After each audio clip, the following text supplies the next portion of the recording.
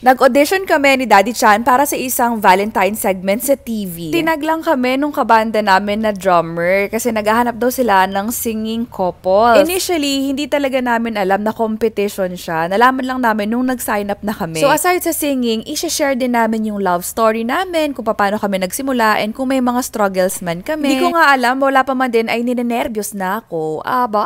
Initially, yung prepare pala namin na song is yung original song namin. Actually, isa rin yun talaga sa mga main goal namin, kaya kami sumali, is to promote our song. As in, hindi na namin talaga inisip na competition siya, basta lang makanta namin or maipromote lang namin somehow yung mga kanta namin. Ayun nga lamang, nung nag-audition na kami, dapat pala ang pinrepare namin na song is something popular na para makaka-relate yung everyone na manonood sa TV. Which makes sense din naman, syempre noontime show siya, diba? Tapos national TV. And in fairness naman dun sa production and sa banda, tinulungan din naman nila kami na maghanap ng song na babagay sa amin. Actually, at this point, hindi na kami masyado nag-expect kasi nga wala sa pin-repair namin yung na-approve. Although, on the spot, meron silang sinuggest na bagay daw sa amin na try daw practicein and then antayin lang yung call. So, hindi na kami masyado hopeful at this point. Nag-color kami ng hair ni Daddy Chan since medyo nag-yellow na yung mga hair namin. Actually, yung hair ko, medyo maganda pa rin naman siya na peachy. Ayun lang, para sana sa camera, color pink talaga. Actually, itong pag-color ng hair namin, para talaga sana sa music video shoot namin ng Batba. Before Valentine's Day, yung music video i-release, pero sa Spotify mas maaga ng 1 to 2 weeks. Anyway, so nakalimutan na nga talaga namin yung audition. Kasi at this point, parang ilang days na rin yung nakalipas. By the way, 4 ounce pala yung isang pouch, and yung nagamit namin kay Daddy Chan, parang 2 ounce lang ata. Kasi ito ang daming sobrang, konti lang kasi nung bleached part ng hair niya. Tapos sa hair ko naman, isang 8 ounce, tapos isang 4 ounce. Medyo marami yung nagamit. Medyo makapal din kasi talaga yung hair ko. Anyways, itong si Daddy Chan, napakasakit maglagay ng color sa hair.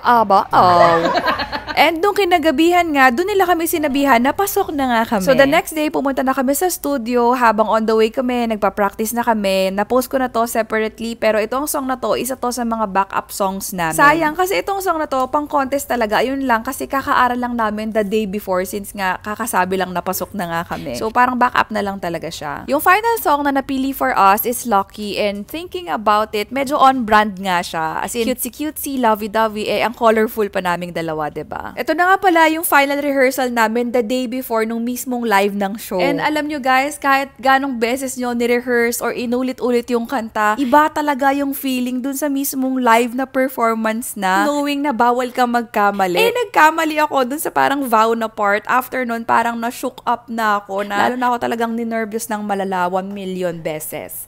Pero syempre, I still did my best and I tried to maintain my composure. Buti nga, medyo maayos din naman yung interview natin. Hindi na ako masyado nag-stutter or whatever. Aside pala sa mga singing couples, meron ding mga dancing duo. So ito, yung mga twins nasa likod namin. Nanalo pala sila. Congrats! Dito sa experience na to, alam nyo, na-realize ko na sobrang dami palang taong involved para mag-run yung mga ganitong show. Kasi diba, pag tayo nanonood ng TV, ang talagang napapansin natin yung mga host or yung mga artista. Pero ang dami pa palang tao behind the camera na nagme-make sure na maging maayos yung flow ng show. So ayun, I would like to take this moment to appreciate yung mga taong nagwo-work sa ganitong industry kasi stressful siya ha. Everyday, bawal kang magkamali, kailangan maayos yung flow, pero ang galing nila. So anyways, ipopost ko na lang din separately yung VTR, yung interview, at saka yung performance. Medyo mahaba na kasi. Anyway, ayun lamang.